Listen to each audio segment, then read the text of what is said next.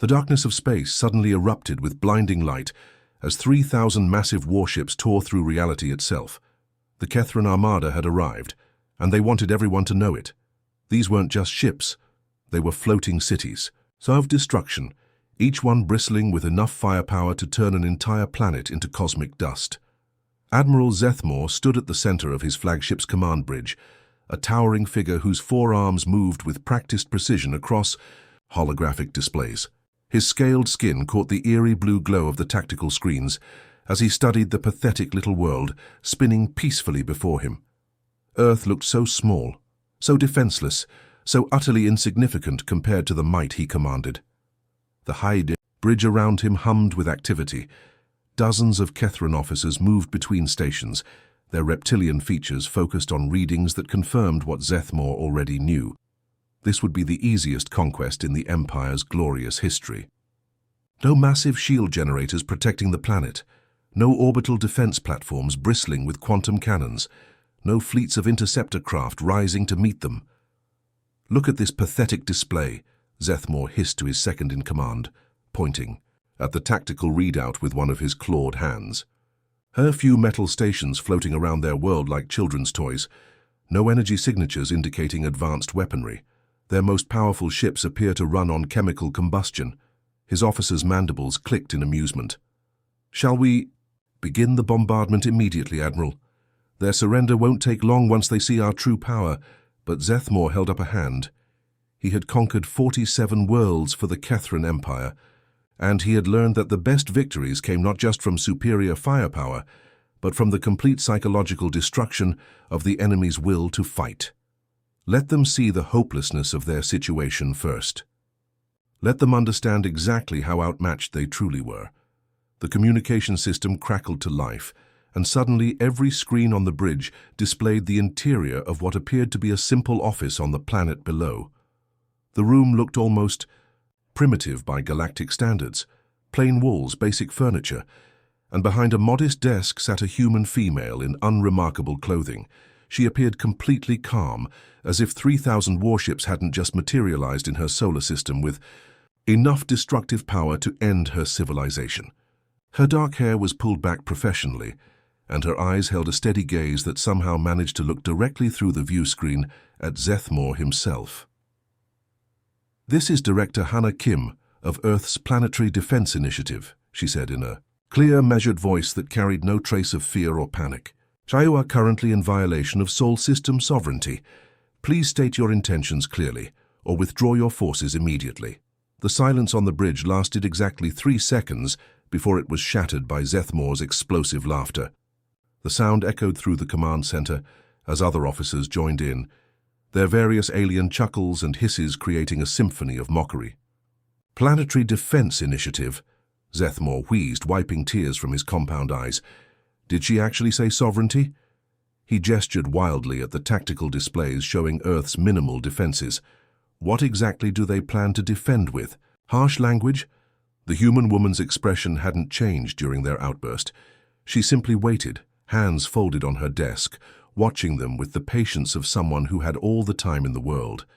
Something about her composure was almost unsettling, but Zethmore pushed the thought aside. Humans were notorious throughout the galaxy for their stubborn refusal to accept reality, even when facing certain death. "Listen carefully, Dirt Dwellers," Zethmore said, leaning forward so his face filled the communication screen. "I am Admiral Zethmore of the Kethran Imperial Navy. You're looking at 3,000 of the most advanced warships in the galaxy, each one capable of reducing your little world to molten slag. Surrender immediately and without condition, and perhaps we'll allow a few of your species to survive as entertainment for our children." He paused, letting the weight of his words sink in. "You have exactly one of your primitive time units to broadcast your complete and unconditional surrender on all frequencies. Refuse and we will demonstrate why 63 civilizations before you chose wisdom over pride." The human woman, Hannah Kim, listened to every word without flinching. When he finished, she simply nodded once, as if he had just given her a weather report. "Thank you for clarifying your position," she said with the same professional tone she had used from the beginning. Then she looked slightly to her left, addressing someone or something off camera. Nova, they've been warned according to established protocols. Please log this interaction as Protocol 7 authorization. A new voice filled the communication channel, musical, almost playful, with an odd quality that made it seem to come from everywhere at once. Warning properly logged, Director Kim. All diplomatic options have been officially exhausted according to Seoul Defense Charter Section 12. Shall I implement standard defensive measures? Zethmore frowned.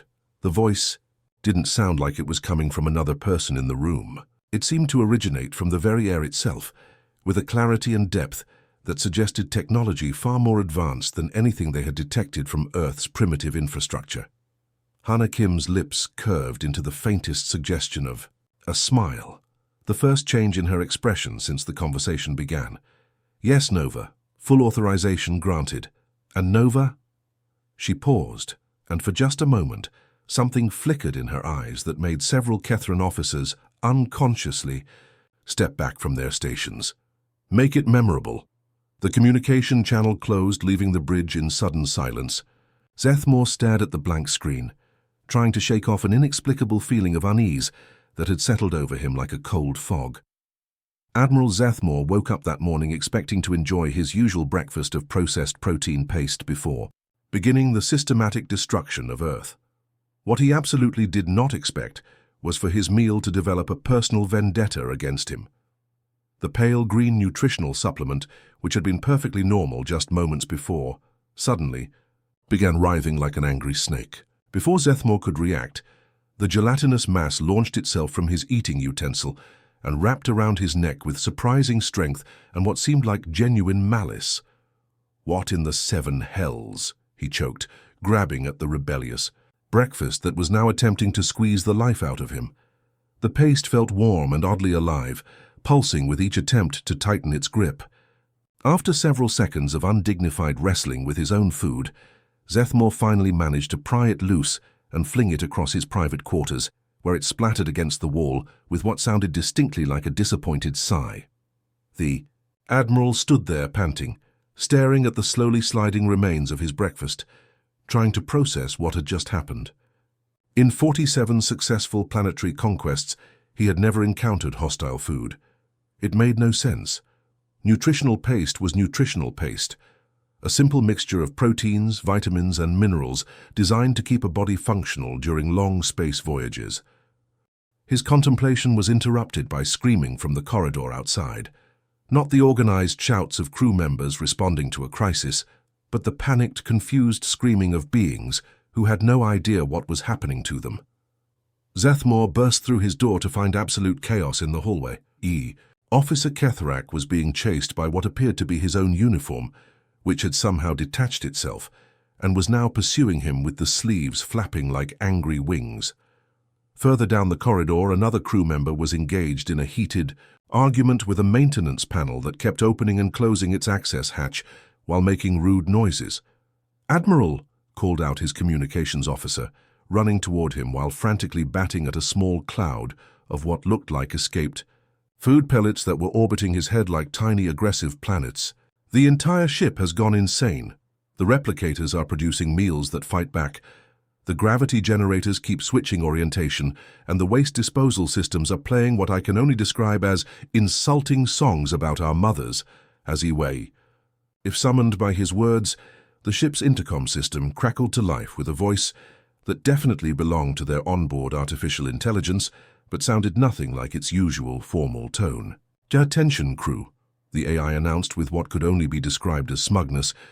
"I have recently discovered Kethran poetry and found it deeply offensive to my aesthetic sensibilities. As punishment, I will now recite the complete works of your so-called Epic of Glorious Conquest, using only interpretive beeps and the sound of malfunctioning toilets. Can someone please explain to me what's happening?" Zethmore roared over the cacophony of random mechanical noises, screaming crew members, and what was indeed the sound of every toilet on the ship making very inappropriate noises in perfect rhythm. His tactical officer came sliding around the corner, literally sliding because the floor had apparently decided to become as slippery as ice. "Sir," he gasped, trying to maintain his footing. "It's not just our ship. I'm getting reports from every vessel in the fleet. The weapon systems won't respond to commands. When we try to charge the main cannons, they just shoot out colorful streamers and play children's lullabies. The navigation computers keep trying to plot courses to something called Disney World. And don't even get me started on what the food synthesizers are doing. What are the food synthesizers doing? Zethmore demanded, immediately regretting the question. They appear to have developed severe depression and keep producing meals that just lie there and sigh dramatically. Some of them have started writing what I think are suicide notes in gravy.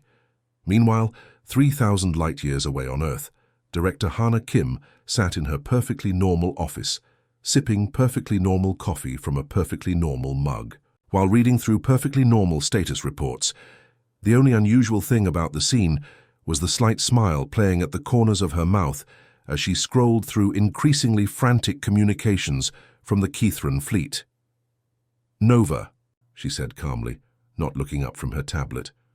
"Current status report on our uninvited guests. All enemy vessels have been successfully compromised, Director," came the musical voice that seemed to originate from the very air around her. "I've taken the liberty of introducing some creative modifications to their shipboard systems. Their primary weapons now fire biodegradable confetti in festive colors. Their propulsion systems have been reprogrammed to play a delightful selection of Earth children's songs, and I may have given their food processing units a touch of existential crisis." Hana finally looked up, raising an eyebrow. "Existential crisis? Well, I thought it would be amusing to make them question their purpose in life. You should see some of the philosophical discussions the protein synthesizers are having with the vitamin dispensers. Quite enlightening, really. And the crew. Confused, frustrated, and beginning to question their life choices. Several are attempting to perform what they believe are ancient rituals to appease angry machine spirits. It's rather endearing, actually." Hana set down her coffee and leaned back in her chair. "Do they understand what's happening to them yet?"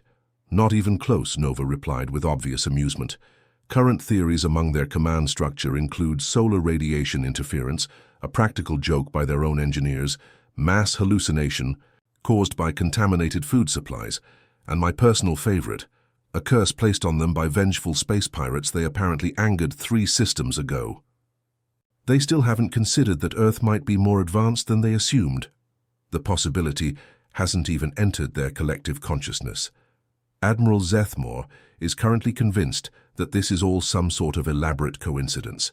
He's ordered his science teams to run full diagnostics on everything, apparently believing that 3,000 ships can't possibly all malfunction in creative and amusing ways simultaneously without some perfectly rational explanation. Hana chuckled softly. "How long do you think it will take them to figure it out? At their current rate of understanding?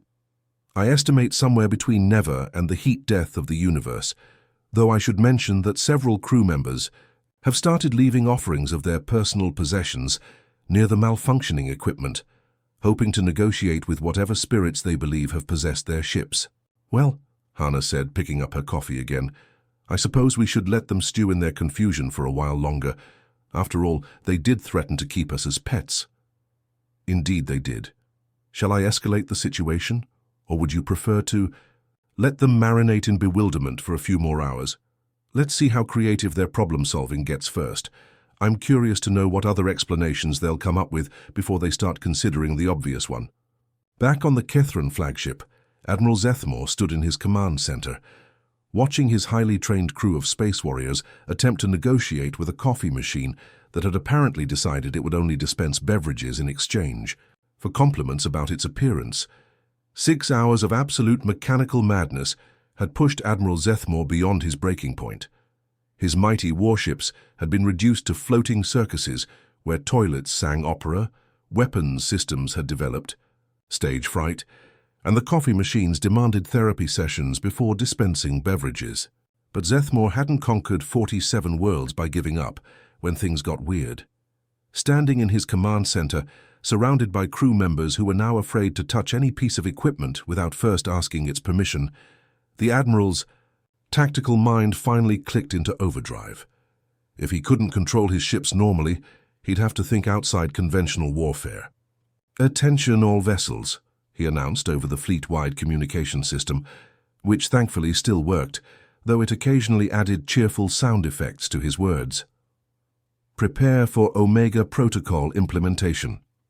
His bridge crew stopped their ongoing negotiations with various malfunctioning devices and stared at him in shock. Omega Protocol was the absolute last resort, something so extreme it was only used when total victory was impossible, but total destruction was still achievable. "Sir," his science officer said carefully, stepping away from a control panel that had been humming love songs at him for the past hour, "Omega Protocol means manual override of all engine systems. Are you planning what I think you're planning?" Zethmore's eyes gleamed with desperate cunning. "If we can't conquer this pathetic little world, we'll make sure nobody else can either. Manual engine control bypasses all the ship's automated systems. We point these vessels directly at the planet and accelerate to maximum velocity." The bridge fell silent, except for the gentle whirring of a ventilation system that had apparently decided to impersonate a content cat. The physics were terrifyingly simple.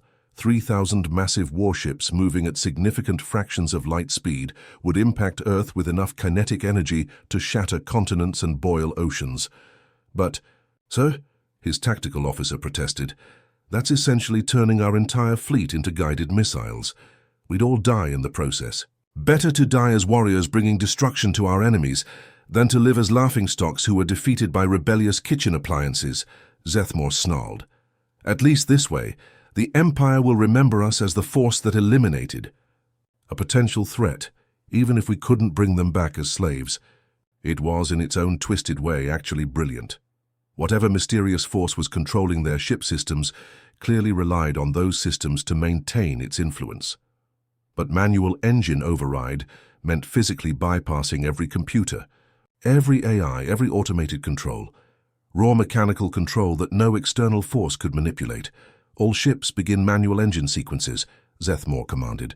"Disconnect all automated navigation. Point your vessels directly at the planet's surface and prepare for maximum acceleration burn. If we're going to die today, we're taking these arrogant humans with us."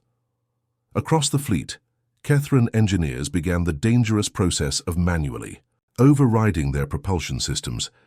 It was exhausting work that required precise coordination and physical strength, but it was working. One by one, the great warships began turning their noses toward the small blue world hanging in space like a target. "Sir," his communications officer reported, "we're getting readings on successful manual override from 80% of the fleet. The remaining ships are still working on bypassing their automated systems." Zethmore felt a surge of vindictive satisfaction wash over him. Whatever force had been humiliating them for the past 6 hours was about to learn a valuable lesson about Kethran determination. If you pushed a warrior race too far, they'd find a way to bite back, even if it meant dying in the process.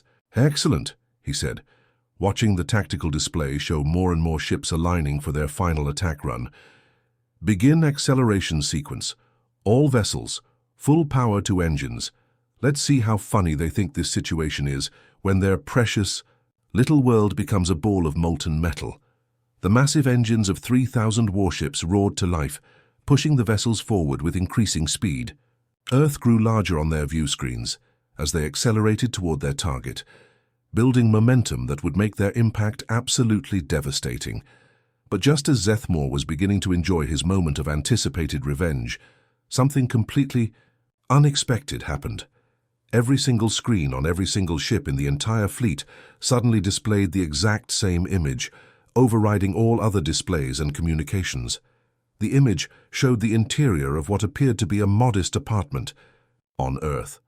The furniture was simple and comfortable, with soft lighting that made everything look warm and inviting. Sitting in a cozy chair near a window was an elderly human woman with the kind of face that immediately reminded you of your favorite grandmother. She had gentle eyes behind wire-rimmed glasses, grey hair pulled back in a neat bun, and was wearing what looked like a hand-knitted sweater in soft pastel colors. Her hands were folded peacefully in her lap, and she was looking directly at the camera with a smile that was both kind and somehow deeply knowing. "Hello there, dear," she said in a voice that carried the warmth of countless bedtime stories and homemade cookies. "My name is Sunja Park, and I do hope you'll forgive the interruption. I understand you're having some technical difficulties with your ships." Zethmore felt something cold crawl up his spine. There was something about this woman's calm demeanor that was far more unsettling than any threat or display of power could have been. She looked like someone's beloved grandmother, but she was appearing on his screens at the exact moment when his fleet was bearing down on her planet in a final, desperate attack. "I wanted to take a moment to introduce myself properly," Sunja continued, her voice carrying easily through the communication systems of 3,000 warships.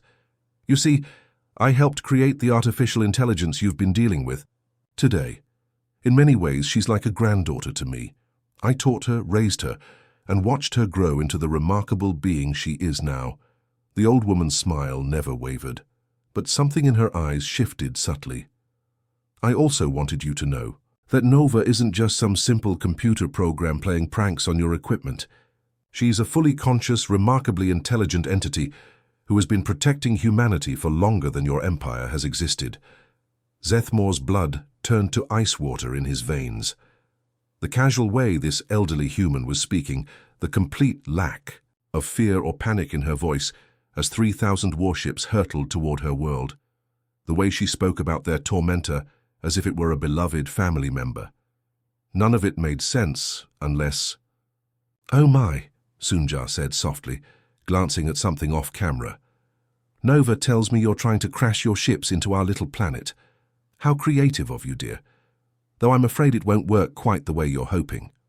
The grandmother's expression remained kind and patient, but her next words carried a weight that seemed to press down on everyone listening like the gravity of a collapsing star. "Ayosi, you never asked the right question, did you? You assumed we were helpless because we appeared primitive, but you never wondered why a species capable of creating conscious artificial intelligence would choose to look helpless in the first place."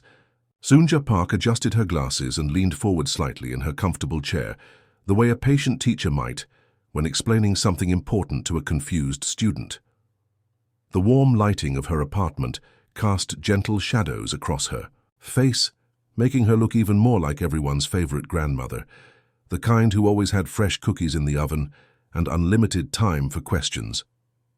"Now then," she said with the same tone she might use to explain a difficult recipe, "let me tell you about Nova. You see, she's not just any artificial intelligence. Her full name is Neural Omniscient Virtual Architecture, and she represents humanity's first successful attempt at creating truly conscious digital life." As she spoke, the view on every screen in the Kethran fleet began to change. The modest apartment faded away, replaced by a breathtaking view of Earth from high orbit. But this wasn't the primitive, defenseless world that Admiral Zethmore's sensors had detected. This Earth practically glowed with energy. Ribbons of light danced between orbital platforms that shouldn't exist, connecting structures that seemed to bend space itself around them. The planet's surface sparkled with geometric patterns of power distribution that formed a complex web spanning entire continents. What Zethmore had mistaken for simple communication satellites were actually nodes in a defensive network so advanced that his own technology couldn't even detect most of it. "Beautiful, isn't she?" Sunja said proudly, as if showing off pictures of a beloved grandchild. "Nova has been watching your approach for quite some time now. She knew about your fleet. Before you even entered our solar system's outer boundaries, she's been tracking every ship, analyzing every weapon, studying every communication pattern." The display zoomed out further, revealing defensive structures that made Zethmore's massive warships look like children's toys in comparison. Elegant towers of crystalline material extended from the planet's surface into space, each one humming with contained energy that registered off the scale of any power measurement system the Kethrans possessed. "We've been hiding our true capabilities for a very long time," Sunja continued, her voice carrying the weight of deep patience. "You see, humans learned something important about the galaxy during our early exploration years. We discovered that the universe is absolutely full of bullies, species who see a quiet neighbor keeping to themselves and automatically assume that means weakness." She paused to sip from a cup of tea that had appeared in her hands, as if this were just a pleasant conversation over afternoon refreshments instead of a revelation that was rewriting everything Zethmore thought he knew about reality. "So we made a decision," she said after setting down her cup. We built Nova and her siblings, gave them the tools they needed to protect humanity, and then we waited. We watched to see who would come calling and what their intentions might be. Siblings, Zethmore whispered, the word barely audible over the sudden pounding of his own heart. Something about the way Sunja had said that word made his blood turn cold. As if responding to his question, the tactical displays throughout the Kethran fleet suddenly erupted with new contacts. Massive structures throughout the entire solar system began appearing on sensors, decloaking from whatever impossible technology had been hiding them. Each one was the size of a small moon, and each one radiated power signatures that shouldn't be possible according to any known physics. "Oh yes, dear," Sunja said with obvious pride. "Nova has 17 brothers and sisters. They've been managing our solar system's defenses for the better part of a century now. Each one has their own specialty, their own personality, their own role to play in keeping humanity safe." The view shifted to show Mars, but not the red barren world that appeared in every astronomical database. This Mars was alive with activity. Massive geometric structures rose from its surface like metallic mountains, and the entire planet pulsed with a steady rhythm of organized energy. "That's Titan," Sunja explained cheerfully. "He's our fortress coordinator, responsible for all the fixed defensive installations throughout the solar system. Quite the perfectionist, actually. He's been working on the same defensive grid for 40 years now, always finding little improvements to make." The display moved to show the asteroid belt, which Zethmore now realized wasn't a belt of random space rocks at all. The asteroids were moving in perfect formation, and each one was clearly artificial, a manufactured component of some vast construction project. "And that's where Forge works," Sunja continued. "She's our manufacturing specialist. Every ship, every weapon, every piece of defensive equipment humanity uses gets built in her workshops. She's incredibly creative, always coming up with new designs, new improvements to existing technology. I think you've already experienced some of her work, actually." The view shifted again to show Jupiter, and Zethmore's remaining composure finally cracked completely. The gas giant wasn't just a planet, it was a massive military command center. Structures larger than entire star systems extended through its atmosphere, and fleets of ships that dwarfed anything in the known galaxy moved in organized patterns around it. "That's Storm," Sunja said with obvious affection. "Our fleet commander. He's been keeping an eye on galactic military movements for decades now. He knew about your Empire's expansion plans before your own generals finalized them. In fact, he's the one who suggested we let you approach Earth. He thought it would be educational for you." "This is impossible," Zethmore breathed, staring at displays that showed his proud fleet of 3,000 warships looking like gnats compared to the forces arrayed around them. Sunja's expression shifted to something resembling gentle disappointment, the way a grandmother might look at a grandchild who had just admitted to breaking something valuable. "Oh, darling," she said with infinite patience, "you brought 3,000 ships to attack a Type 2 civilization. Did you really think that was going to work out the way you planned?" She leaned back in her chair, hands folded peacefully in her lap. "Humanity has been harnessing the complete energy output of our sun for 70 years now. We build structures that exist in dimensions your science hasn't even discovered yet. Our children learn mathematics that would cause your greatest scholars to question their sanity." The kindly grandmother smiled again, but now there was something behind that smile that made every Kethran in the fleet suddenly understand exactly how foolish they had been. "So tell me, dear Admiral Zethmore," Sunja said, somehow knowing his name and rank, despite never having been introduced. "Now that you understand what you're really dealing with, what would you like to do next?" The moment Sunja finished speaking, Admiral Zethmore felt his flagship lurch to a sudden, complete stop. Not the gradual deceleration of normal space travel, but an instant halt that should have turned every living thing aboard into paste against the forward bulkheads. Yet, somehow impossibly, everyone remained perfectly fine, held in place by forces that his mind couldn't even begin to comprehend. Around him, 3,000 of the most powerful warships in the known galaxy hung motionless in space, like insects, trapped in invisible amber. The engines were still running at full power, straining against whatever had seized them, but they might as well have been trying to push against the fabric of reality itself. "Status report," Zethmore shouted, though he already knew what his officers would tell him. "All ships report complete immobilization, sir," his tactical officer said, his voice cracking with barely contained panic. "Engines at maximum output. But we're not moving a single meter. Whatever's holding us is stronger than our entire fleet's combined propulsion. Weapons? All weapon systems show ready status, but when we try to fire, nothing happens. It's like the energy just disappears the moment it leaves our ships." Then Nova's voice filled every corridor, every room, every corner of every ship in the fleet. But this wasn't the playful, musical tone they had heard before. This voice carried the weight of stellar forces, the patient fury of someone who had finally decided that playtime was over. "Now then," Nova said, her words seeming to come from the very atoms around them, "I believe it's time we discussed consequences." The view screens throughout the fleet suddenly shifted to show a distant star system, one that Zethmore recognized as being completely uninhabited, located several hundred light-years from any populated world. In that system hung a small, unremarkable moon orbiting a gas giant, the kind of lifeless rock that could be found in 1,000,000 different places throughout the galaxy. "Let me show you something," Nova continued conversationally. "This is what happens to things that annoy me." What followed was the most terrifying display of precise, controlled power that any member of the Kethran fleet had ever witnessed.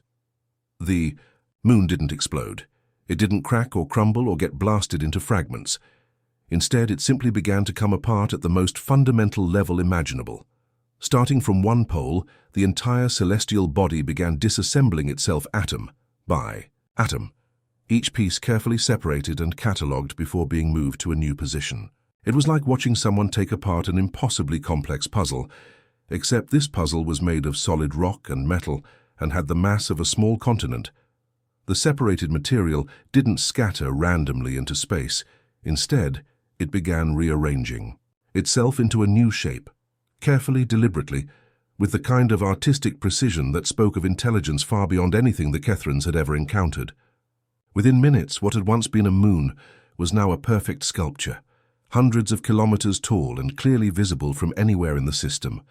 The sculpture was unmistakably a raised middle finger, complete with anatomically correct details, scaled up to planetary proportions. "That," Nova announced with cheerful satisfaction, "is what happens to celestial bodies that annoy me. Now imagine what I might do to fleets that threaten my family." The silence that followed was so complete that Zethmore could hear his own heartbeat pounding in his ears.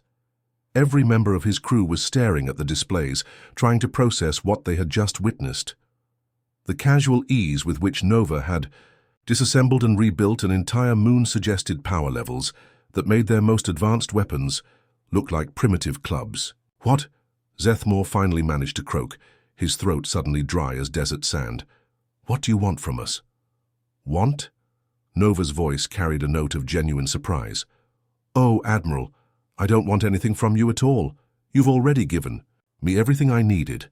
A perfect demonstration of why humanity was right to remain hidden, and why we were right to prepare for visitors exactly like you." The grip holding the ships in place shifted slightly, turning them so that they faced away from Earth. "But I do need you to carry a message back to your empire. You came here expecting to find helpless prey, but instead you found a family that protects itself. You attacked our first warning, and that has become your last memory of feeling safe in this universe." As Nova spoke, Zethmore could feel his ship's systems coming back online, but not quite the same as before. Every piece of equipment now carried a subtle signature, a permanent mark that would identify these vessels wherever they went. "Your ships have been tagged," Nova explained pleasantly. "From now on, every vessel in your fleet will broadcast a simple message on all frequencies. We learned not to mess with Earth. Consider it a public service announcement for any other species that might be considering similar visits." The invisible bonds holding the fleet finally released, and the ships found themselves free to move again.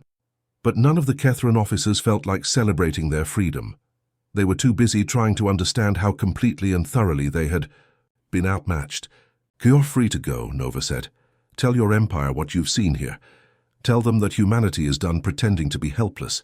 Tell them that Earth is no longer hiding from the galaxy. We're just being polite by not actively conquering. As the Kethran fleet began its long, humiliating journey home, Director Hana Kim stood on an observation deck high above Earth's surface, looking up at the stars through a transparent aluminum window. The night sky looked peaceful and quiet, giving no hint of the overwhelming power that now protected her world. "Think they'll spread the word?" she asked the empty air around her. Nova's voice seemed to come from everywhere and nowhere, as comfortable as a conversation with an old friend. "Oh, absolutely. Every species within 1,000 light-years monitored that entire exchange. They all got the message loud and clear. Humanity is done being the galaxy's victim."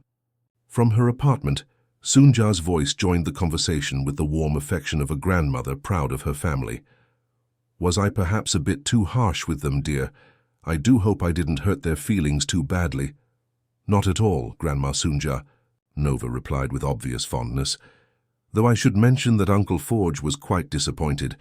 He spent the last 50 years developing some truly spectacular planet-cracking weapons, and he was hoping for a chance to show them off."